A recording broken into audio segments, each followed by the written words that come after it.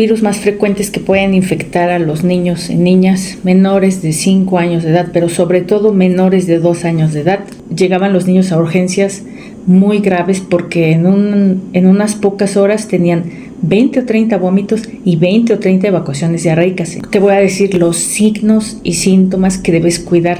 Ahora, un niño que pesa, 50 kilos, mínimo 1500 mililitros. Las bacterias más comunes que pueden causar gastroenteritis, lo más importante es hidratación, más aún cuando aún no tienen vómito, sobre todo también para prevenir el golpe de calor. Y es que los virus más frecuentes que pueden infectar a los niños y niñas menores de 5 años de edad, pero sobre todo menores de 2 años de edad, es decir, en la época de lactantes, maternales, son rotavirus, norovirus, astovirus y adenovirus. Esto es importante mencionarlos porque debes saber que al menos existe vacuna para alguno de ellos. Al menos estamos hablando del rotavirus, que es una de las infecciones virales frecuentes que causan gastroenteritis, vómito, diarrea. Sin vacunación, incluso antes llegaban los niños a urgencias muy graves porque en unas pocas horas tenían 20 o 30 vómitos y 20 o 30 evacuaciones diarreicas. Entonces era difícil alcanzar a los menores en relación a los líquidos que perdían para reponerlos, ya sea por vía oral. Casi por lo regular llegaban a urgencias los niños para aplicar suero intravenoso. Ahora entonces te voy a decir los signos y síntomas que debes cuidar en un niño o una niña para evitar deshidratarse, sobre todo para que la trates oportunamente. Como papá y mamá tenemos que saber que los niños y las niñas pequeños, el 90% de su cuerpo al menos representa agua, es decir, su constitución corporal en gran medida es agua. Está compuesto por líquido. Entonces, si empiezan a tener vómito, diarrea y si previamente incluso no estaban bien hidratados, pues es más frecuente o es más fácil que puedan caer en deshidratación. Regularmente se recomienda ofrecer agua a los niños y a las niñas, pues desde pequeños, después de 6 meses de edad. Esto es porque su organismo la requiere para realizar sus funciones normales, naturales y para poder estar sanos y sanas. ¿Cuánto requiere en promedio? Mínimo se recomiendan 30 mililitros por cada kilo de peso. Si son lactantes que aún toman biberón, 1 onza por cada kilo de peso. O sea, si pesa 10 kilos, pues estamos recomendando que tome 10 onzas o 300 mililitros, 30 por 10 kilos. Ahora, un niño que pesa, 50 kilos por 30 mililitros, 5 por 3, 15, mínimo 1500 mililitros, mínimo. Es una fórmula rápida, sencilla, y este es el mínimo necesario. Ahora, imagínate que no toma bien agua previamente a una infección gastrointestinal. O sea, gastrointestinal que tenga vómito, diarrea, fiebre. Con la fiebre pueden también perder líquidos a través de algo que se llama pérdidas insensibles, o sea, por el sudor, por la respiración, que normalmente es más agitada cuando tienen fiebre, y eso hace que pierdan líquido. Entonces, si previamente no estaba bien hidratada o hidratado, y luego añádele que tiene fiebre, pérdidas insensibles de líquido, vómito y diarrea, es más fácil que se deshidraten. Por eso es importante que tengan el buen hábito de tomar agua y así alguna enfermedad de este tipo pueda resistir un poco más lo que lo ve tu médico, tu médica y pueda iniciar un tratamiento adecuado. ¿Cuáles son los datos de alarma con los cuales tienes que estar pendiente cuando tu hijo o hija tienen diarrea o gastroenteritis, es decir, diarrea o vómitos? Tienes que vigilar su estado de hidratación. Entonces, puede ser poca saliva en la boca, labios secos, lengua seca, que llore sin lágrimas o las lágrimas sean muy pocas. Pero dentro de los primeros indicadores y el más importante es la orina. Regularmente ustedes como papás deben saber cuántas veces orina un niño o una niña en un día. En promedio, dependiendo de la edad, pero varía entre 5 a 8 veces en 24 horas. Entre más chiquitos, regularmente son 7 veces en promedio. Tú tienes que saber antes de que se enferme cuántas micciones o cuántos pañales llena, o cuántas veces solicita ir al baño. Y sobre todo también la frecuencia y la cantidad. Pues te das cuenta que han pasado 8 o 9 horas y no hace pipí, es un primer indicador de que empieza a deshidratarse. Otro relacionado con la orina es la coloración. Entre más clara esté la orina, pues hay mejor hidratación. Entre más esté concentrada, pues el color se va a tornar amarillo tenue, amarillo moderado y amarillo fuerte. Obviamente el amarillo fuerte quiere decir que también nos falta líquido en el cuerpo de la niña y del niño. Entonces, recapitulando, los primeros datos de alarma son, primero, la pipí, cantidad, frecuencia y coloración. Segundo, el llanto sin lágrimas y poca saliva en boca o saliva que le llamamos filante, es decir, que es muy espesa. Esos son los 3 pilares importantes. Hay más datos, pero es complicado como papás monitorearlos. Unos dicen, es que la mollerita se le cae, está hundida. Eso es complicado. Realmente no aplica mucho en la clínica cuando los papás tienen un niño deshidratado. Obviamente cuando estamos en el consultorio o en urgencias, para nosotros médicos es importante, porque vemos más pacientes y es más fácil detectarlo. Para papás es como complicado. Y también te puedo decir que el llenado capilar es retardado, pero eso déjalo para nosotros los médicos. Tú como papá y mamá tienes que ver 3 datos importantes: la pipí, la boca y los ojos. Las bacterias más comunes que pueden causar gastroenteritis en niños son Campylobacter jejuni, Escherichia coli, Salmonella, Shigella y Yersinia, Staphylococcus aureus. Para el tratamiento lo más importante es mantener bien hidratada a las niñas y a los niños. Lo más importante es hidratación vía oral y más aún cuando aún no tienen vómito. Si tienen vómito de cualquier forma, lo importante es hidratarlos a través de la vía oral. Nada más que la frecuencia y la cantidad va a ser un poquito más lenta para no provocar el vómito. A veces los niños y las niñas tienen más sed porque pues empiezan a deshidratarse y quieren tomar agua más rápido y lo que conocemos como beber más ávidamente. De tal forma que nosotros los adultos tenemos que controlar esa situación. Ya sabemos que empieza a tener más sed y va a querer beber más agua, entonces le vamos dando poco a poco. Ahora también existe el otro extremo en el cual los bebés o los niños y las niñas no quieren tomar agua porque se sienten mal y entonces los papás dicen, ¿tiene vómito? Pues ya lo voy a dejar así. No, eso es un error. Tienes que estarle insistiendo más frecuente y menos cantidad. Pues tienes que ofrecer por lo menos de 30 a 90 mililitros de líquido. En este caso podría ser suero oral. Ahora, por cada evacuación líquida o disminuida en consistencia, también tienes que ofrecer desde 30 a 90 mililitros, es decir, desde 1 hasta 3 onzas por cada una, más a libre demanda. O sea, si tuvo 3 vómitos, 3 veces lo que te comenté, más si tiene 2 evacuaciones diarreicas o disminuidas de consistencia, pues ya son 5 veces la cantidad que te comenté.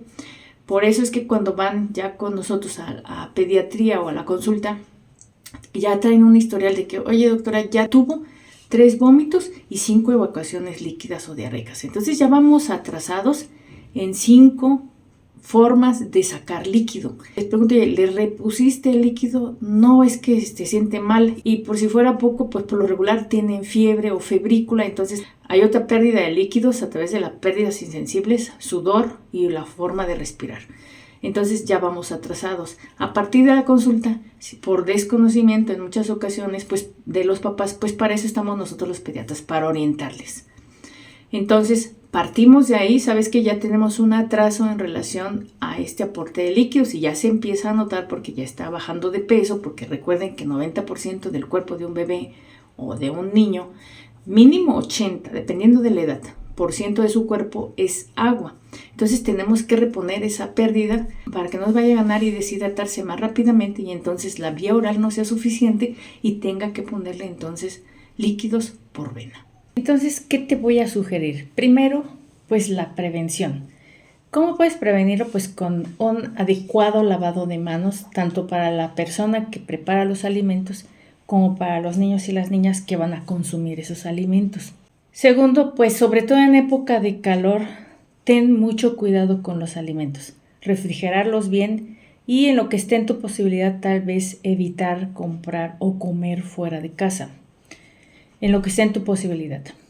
Porque pues no sabemos quién va a preparar los alimentos, cómo tuvieron esa higiene, pero el clima no es muy favorable, sobre todo en primavera, verano, cuando las temperaturas incluso suben hasta 35, 40 grados centígrados o más en nuestra región. Incluso de un día para otro muchos de los alimentos, aunque los mantengas en refrigerador, pues no se conservan de forma adecuada. Entonces lo primero es lo preventivo. Otro de los puntos preventivos es mantener una hidratación adecuada con suficiente ingesta de agua. Ahora, existen sueros vía oral preparados que son para prevenir deshidratación. Se pueden utilizar o recomendar cuando tienen fiebre, febrícula, alguna evacuación líquida ocasional, algún vómito, o sea, es preventivo, o cuando las temperaturas están muy elevadas a nivel climático. Sobre todo también para prevenir el golpe de calor. Entonces estas bebidas, que son sueros preparados específicamente para niños, estos vienen con menos concentración de sodio y electrolitos, por eso son preventivos. Ahora, en el tratamiento. El tratamiento siempre va a ser líquidos, reponer los líquidos que ha perdido.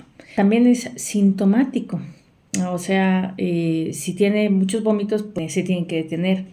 Si tiene muchas evacuaciones diarreicas, pues se tiene que detener, aunque esto es una segunda línea de tratamiento. Lo primero es mantener hidratación. Ahora entonces el suero cambia de concentración, tiene más electrolitos dependiendo de la severidad de la deshidratación, si es leve, moderada o severa. Nosotros lo podemos saber por datos clínicos, pero también hay una correlación con el peso.